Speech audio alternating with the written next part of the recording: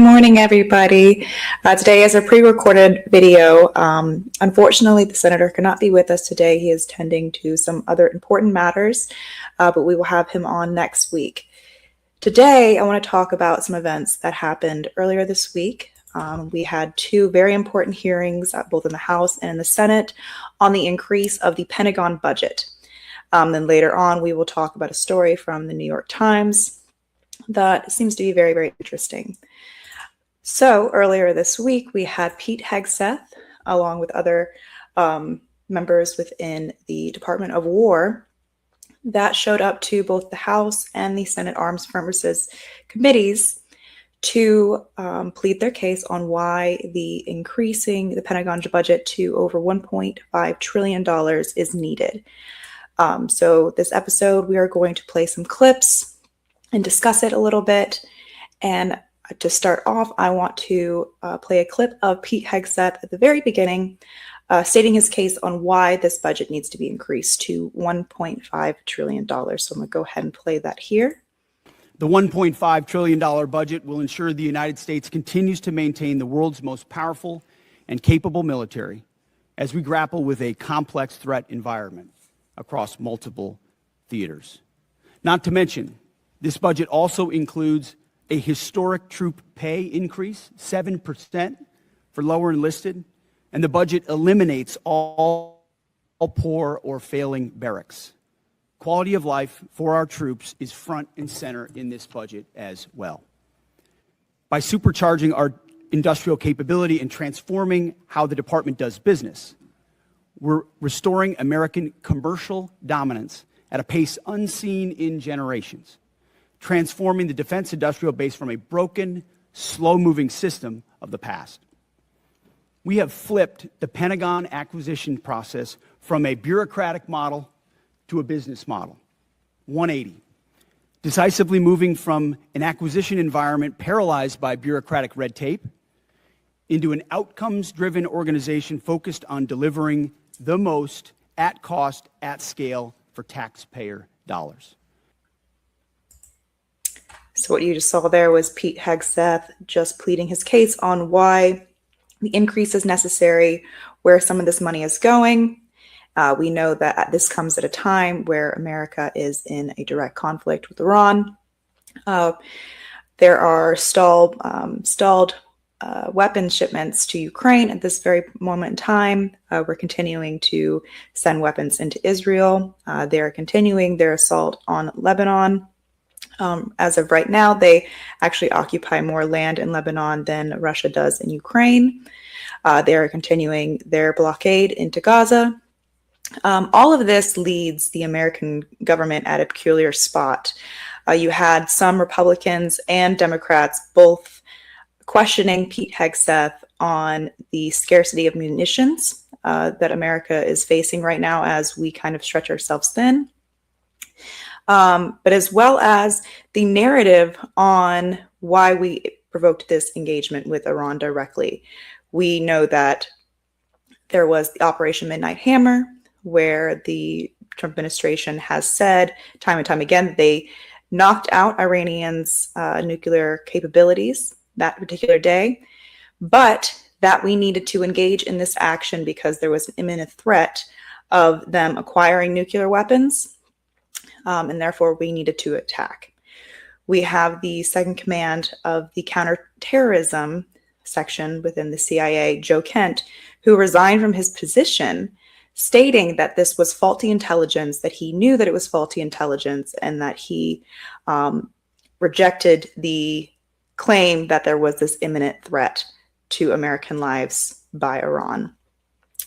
I want to show another clip by the ranking member, Mr. Smith from Washington, who kind of gets Pete Hegseth to admit that there was no imminent threat.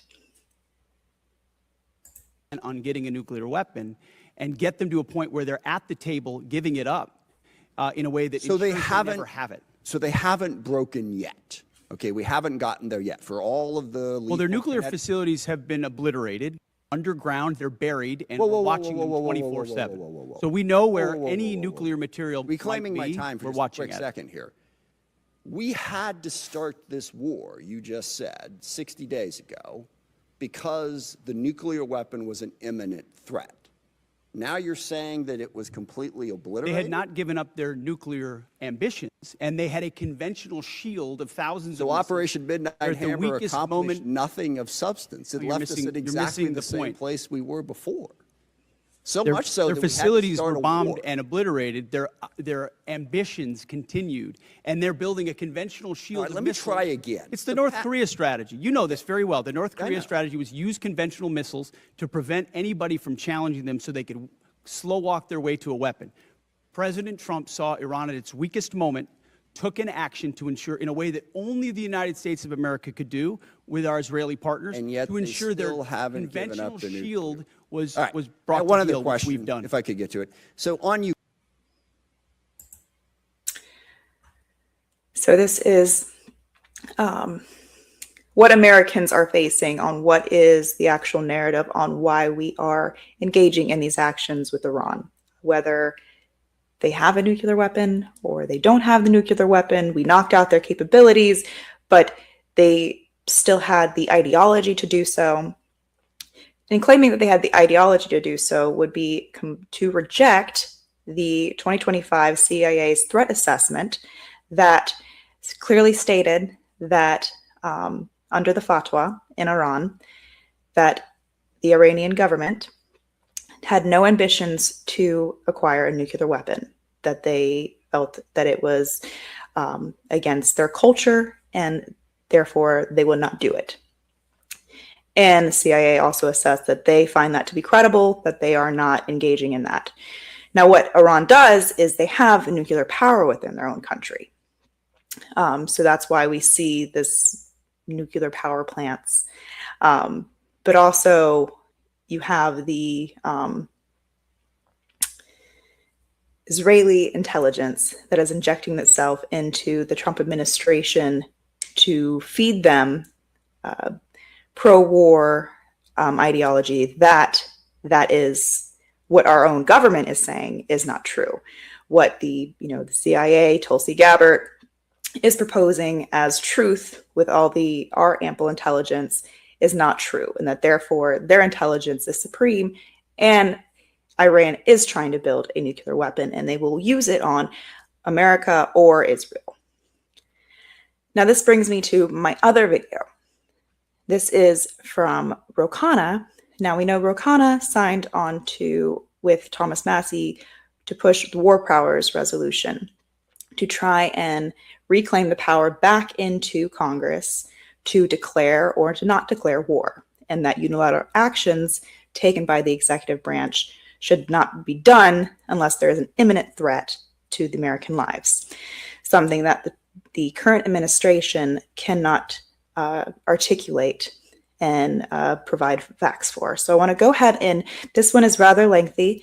It touches on multiple topics pertaining to some of the costs that will be taken to Americans through this war. The Manab school bombing that we saw that resulted in 160 deaths, majority of them children, that the American Tomahawk is allegedly to have hit.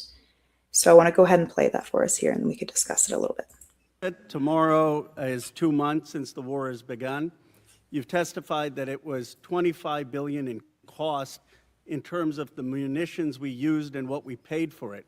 But when you add to that the damage that was done to our bases and today's dollars for buying replacement munitions and replacement aircrafts, what has the total cost been over the last 60 days? That number right now reflects the total cost that we're seeing. Including buying in today's dollars the new weapons and replacements, and including the damage there? That's your testimony? If there's under adjustments to that, I would defer to the comptroller on that. And how much are you seeing in terms of, are you asking in terms of supplemental funding just for the Iran mission from this committee? If and when a supplemental is submitted, how much? the majority of it would not just be for, But what would be the ballpark for Iran? Munitions related to the entirety Just of what we number, want to sir. get done. A number, what would you submit? What are It you would be requesting? on Iran, it would be less than 25 billion, but there's a lot more we would ask for beyond So just Iran. you're saying it's considering- 25 billion. Okay, I would just, if you Okay. come back, you want to revise those numbers, because all the experts are disagreeing with you when it comes to today's dollars and damage, but you can revise it. How much did it cost American taxpayers in terms of the strike to the Iranian school where kids were killed? Do you have that number? In terms of the missiles we used? As I've said, that unfortunate situation remains under investigation. You don't know how much it 15-6 costs the investigation, but I taxpayer? wouldn't tie a cost to that, to anything. It's a reasonable question, no, sir? I mean, our taxpayer money was going there. Do you know how much it will cost Americans in terms of their increased cost in gas and food over the next year because of the Iran war? I would simply ask you what the cost is of an Iranian nuclear bomb. I'm going to give you that I opportunity. would simply ask you what the. Yeah, you're but, playing gotcha sir, questions sir, about no, it's domestic not. things. I'm not. You're saying it's a gotcha question to ask what it's going to be in terms of the increased Why cost won't of you gas answer what and it food? costs to prevent Iran from getting a nuclear bomb? I give you that, sir. But let me. What if you would could it just cost? ask my What would you pay to ensure Iran doesn't But get a nuclear can you- bomb? Do you, What would sir, you pay? I reclaim my time. Do you not know? You had no one do the analysis of what the increased cost of gas and food on the American people are going to be? What is the cost Let of me- let Iran me give holding you the that number. straight at Let me issue give with you the nuclear number. weapons? It's $631 billion, which means it's an increase of $5,000 a year for American households. Now, let me give you this point. You're saying that your operation is preventing a nuclear Iran. Will you acknowledge that there is an economic cost to the American people for doing what you believe is necessary to make Iran denuclear? Will you acknowledge the economic cost? We have an incredible economic team that's managing this better than Yeah, but what the previous but to administration did to acknowledge our that- economy, to acknowledge what the there's a previous cost. administration You- did you with don't even inflation, know what the- you know what what's the previous upsetting? I administration reclaim did my with time. You know, COVID, Secretary- and you're going to Secretary, lecture this I reclaim administration my about the time, sir. economy? You know what is upsetting to me? Incredible. You didn't even do the analysis on how much it's costing the American people. It's one thing if you said, okay, it costs the American people $5,000, but we think it's worth it. That's what we've done in World War II and other wars. Here's what it costs. You got to pay for it. You don't even know what the average American is paying. You don't know what we paid in terms of the missiles that hit the Iranian school. You don't know what we're paying in terms of gas. You don't know what we're paying in terms of food. Your 25 billion number is totally off. It's the incompetence. It's the incompetence. Let me ask you this. Certainly, maybe here we'll find agreement. There were still 440 pounds of low-enriched uranium, correct, when President Obama, after the JCPOA? Is that accurate? The amounts and types are classified. Okay. Will you acknowledge that there were 970 pounds of uranium enriched after Trump tore up the JCPOA? The JCPOA was a terrible deal that allowed Iran a path to I a know nuclear bomb. You deal with vague platitudes. I'm asking you about numbers. Like you don't know what gas costs, you don't know what food costs, you don't know what the operation costs. You know, I get sound bites, but how about numbers? Do you know how much the enriched uranium was after you ripped up the JCPOA? Trump did. I'll give you a number. I know that, as was stated by early on, the price of gas is twice as expensive in California, your home state, as anywhere else in the country because of the horrible policies your state pursued. You know what? It used to be that that type of stuff worked, and then you started to lose the people that you campaigned you wanted to be for, because you said you wouldn't get us into bad wars. You said you would bring down the prices. You know what I'm sad for? I'm sad for all the people who voted for Trump. I'm sad for them because you betrayed them. You betrayed a lot of that MAGA base. And you know who knows that? J.D. Vance knows that. I think the last statement that he has is very, very important and sound. You know, this was fed to us as the peace president, that Kamala would bring us closer to nuclear war. If not, we would all be blown up by now. And granted, I don't believe that her position on a lot of things, especially pertaining to foreign policy, was sound. But what we were witnessing today is directly in contradictory of what we were told this Trump administration would be. You have people who, the Thomas Masseys, the Marjorie Taylor Greens, who have come out and have stated that this is not what they wanted. I think that it's shown in the next clip that I will show you. But I think that we really need to reconcile with the fact that is is something that Americans should be angry about. That, we were people who voted for Trump and who wanted change, who wanted the corruption to stop, have seen an acceleration of that. This engagement with Iran does push us closer to nuclear war. We see the same characters. We're being fed that now, China is funneling weaponry to Iran. We know that Russia does, and we know that they are in alliance with each other. Through the BRICS alliance. And that is not a military alliance, it's an economic alliance, but they have strategic needs that need to be met that give them stake in the game if US and Israel take control of the Strait of Hormuz and that region in its entirety by placing another pro-Western puppet, for lack of better terms, into Iran to rule and allow them to have access to the strait. Right now, the Strait of Hormuz is still closed, and we will now face, not we as Americans, but people around in the globe will face inevitable famine from this, because it's not only petrol and oil that comes out of the Strait of Hormuz, but it's also fertilizer. So, and this is farming season for a lot of the African nations. So we will see a prolonged impact from this engagement, one that the administration has not had a clear strategic bullet points of what they're going to accomplish in a matter of time, and the type of concessions that type of realistic concessions they're trying to get from the Iranian government. We see concessions, but it's total surrender, things that when you are entering into the diplomatic stage, they're non-starters. They say that a good treaty is one when both people leave and they're not happy. I want to play another clip. It's 2 more clips of this particular hearing. This one is from a representative out of California. Again, Ro Khanna is another one out of California. But she says something rather interesting. She kind of ties in together this bipartisan distrust and disdain with the turn of events that this administration has taken in the population. So I want to go ahead and play that really quick, and then we'll talk about it. I do want to apologize. The audio is a little bit staticky. We should be taking leaders at their word. So is there a reason that we should not be taking our leader at his word? Iran should not underestimate the will of President Trump and the United States military to achieve our mission. Okay, well, I want you to know this is not a partisan thing. In fact, many Democrats have had, many Republicans have had these same questions. Marjorie Taylor Greene said he's out of control and he's gone insane. Candace Owens said the 25th Amendment needs to be invoked. Megyn Kelly, Tucker Carlson, who you used to work with, Alex Jones, Stephanie Grisham, the list could go on. So how do I explain to my constituents that while they are in harm's way, their commander-in-chief is posting these unhinged posts?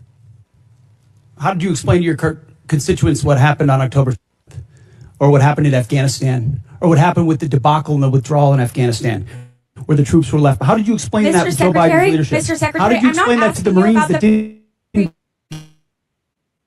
medals?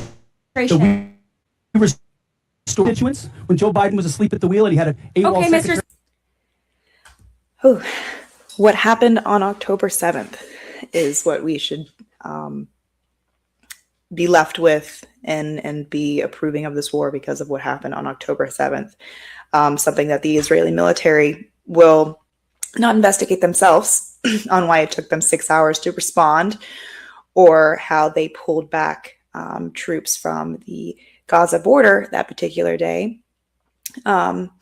But that's neither here nor there, or how they enacted the thing called the Hannibal Directive, where they would shoot their own citizens as opposed to them becoming hostages, because they did not want that to be a bargaining chip for Hamas in their political aim to have some sort of sovereignty.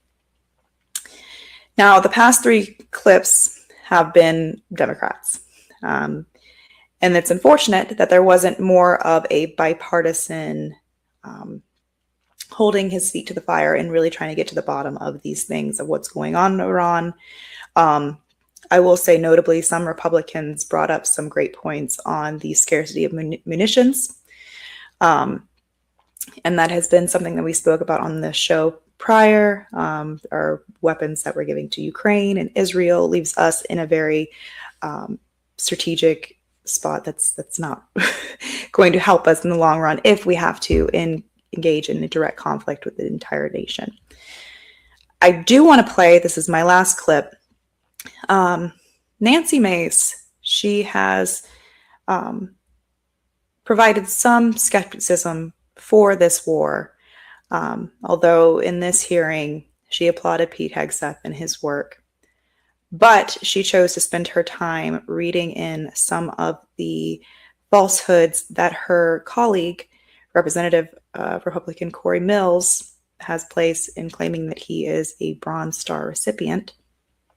Found this very interesting, just given the fact that this was the type of hearing it was, and just wanted to play it for you guys. And I wish there was more opposition on the Republican side to trying to get to the bottom of why this Pentagon budget needs to be increased. This is historically the party that talks about fiscal responsibility. The Pentagon, as we know, has not yet passed a budget ever since the Trump administration enacted that to be taken place. Any government agency needs to commit an audit every single year. The Pentagon has failed to do so, resulting in sometimes upwards of 60% of the bills or the money that we give them is unaccounted for. So I want to go ahead and play this for you, and then we're going to switch to a very interesting story. And I request unanimous consent to enter a number of documents into the record. The first of which is a statement from Corey Mills, First Sergeant, stating his forms and accounts of his military service are falsified. The second document is a picture of Corey Mills wearing a Bronze Star from 2019, before he ever got a Bronze Star. The third document is a document that conveys a Bronze Star medal and his life-saving care to the wounded, and according to the soldiers who were there, they said it never happened, according to the men who were there. The next document is a transcript of a conversation I had with Brigadier General Arnold Gordon Bray, who confirmed that he did not review, did not read, did not physically sign the form DD, I guess 638, form 638, that Mills submitted for a Bronze Star. And to be candid, he said, quote, "I didn't look at it." I asked to review the email that he sent to Mills' staff about authorizing his signature for a form he did not review, and he said that he would not share it with me. That's a future subpoena. I would like to enter to record a picture of Corey Mills, who says this is the second time he got blown up, but what he wouldn't tell people, that the blood on the pant leg in this photo is the blood of Sergeant Ray. It is not Corey Mills' blood. In the same series of photos he shares when he said he was, quote, blown up, are images of a Humvee that exploded with severe damage. That is not his Humvee. His Humvee purportedly was 50 yards away and suffered no damage and was not blown up. This is a copy of Corey Mills' marriage certificate with a 9/11 imam at a 9/11 mosque, entered for the record and redacted, with family members' names redacted and protected. This is a picture of Corey Mills with a purported Russian hooker in Afghanistan, which he, of course, denies. And then last but not least, I would like to request unanimous consent to enter into the record a restraining order against Corey Mills for dating violence.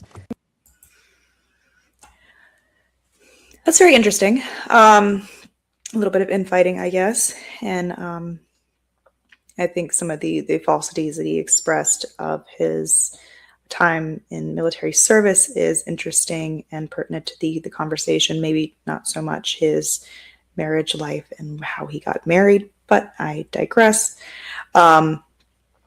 Like I said, Nancy Mace has before been skeptical about providing more funds to another war, but she has since kind of rescinded a lot of those skepticism and no longer kind of is in the camp of those that we saw, the MAGA camp that was this anti-war, no more forever wars. Kind of like we see, Thomas Massey has been really steadfast in keeping that alive in the House. So I will say during war, there's a lot of money to be made. And through that, sometimes what funds wars is gold. And so the New York Times actually had a very, very interesting story come out the other day, and I thought it was very interesting to talk about. And this is that the U.S. Mint has been buying cartel gold and sells it as labeled as American.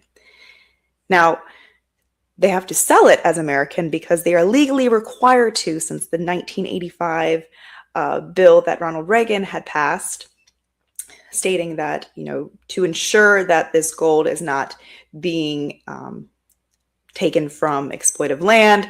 Primarily, this was in the time of South Africa, apartheid. Now we have cartels that mine gold in all throughout South America, but also gold that comes from the Congo, from Chinese-owned land. I believe Peru is another one. Nicaragua is another major one. But this one is very interesting because this one the New York Times are actually able to source it from the Clan del Golfo drug cartel.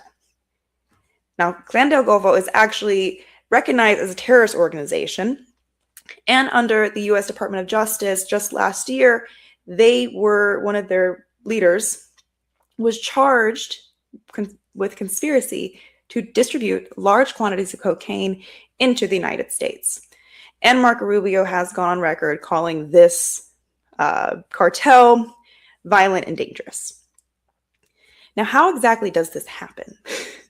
How exactly does gold that is illegally acquired in Colombia, I don't think I've made that clear, but this is a Colombian drug cartel, how does that end up in the U.S. Mint printed on perhaps the 250th gold coin?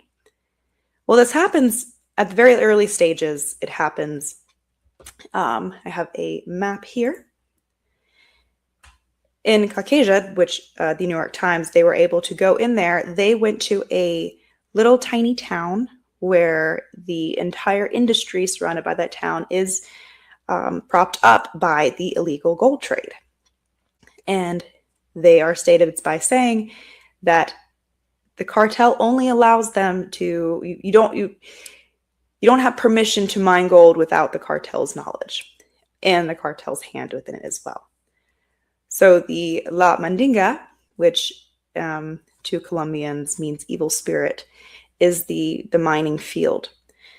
Now it takes place in this mining field where you have men who are spraying vast areas of land and throwing mercury into this now made body of water that will adhere to the gold, and therefore they'll collect it at the end of the day.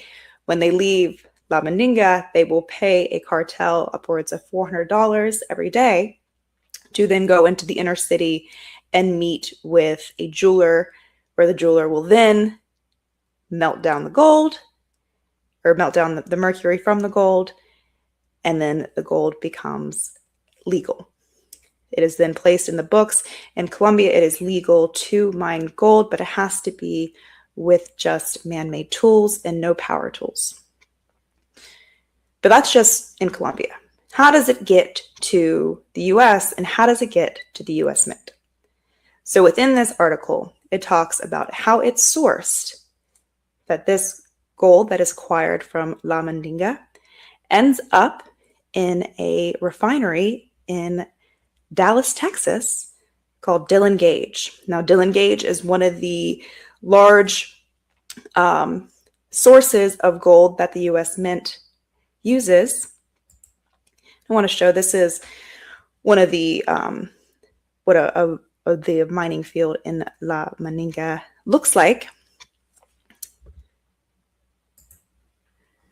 So it ends up in Dillon Gage, and the US Mint then buys from Dylan Gage after this refinery will add the illegally acquired gold with some American sourced gold. Now, the New York Times actually went to the US Mint and they asked them, are you using primarily US source gold? Where the US Mint responded rather quickly and they said it is our only source. Now, when the New York Times came to them and showed them the knowledge on what they acquired in Colombia, they came back with a quick response saying that primarily the gold that's sourced in America is primary American gold, not illegally sourced gold. So I bring this story up because it's very interesting that you have America engaging in nefarious action, the US Mint, which should not be taking these actions. And it is important to note that these actions have been going on for decades. In this reporting, it said that this really kind of started after the post 9/11 gold boom. Now, it is also important to note as well that the Trump administration, during his first term, actually was investigating this. It was a 5-year investigation that leached into the Biden administration. When the Biden administration was pressured into releasing its findings, the Biden administration said, we'll get on that, and they just never did. So within this reporting, you had the New York Times actually approach Scott Bessent too, the Treasury Secretary, and expose the findings that they found within this reporting. And Scott Bessent has claimed that he is going to start an investigation. So I wanted to go ahead and leave us with that story. If you guys want to read it and check it out, it's in the New York Times. It's very, very, very brilliant reporting. It goes into detail. There's another industry, a gold refinery, that actually states that they source their gold from all over the globe. And that is another source that the U.S. mints to acquire their gold for their gold coins. Now, I know this is a particularly short show since we don't have the senator, but I want to thank you guys for watching and tune in next week to focus on the news.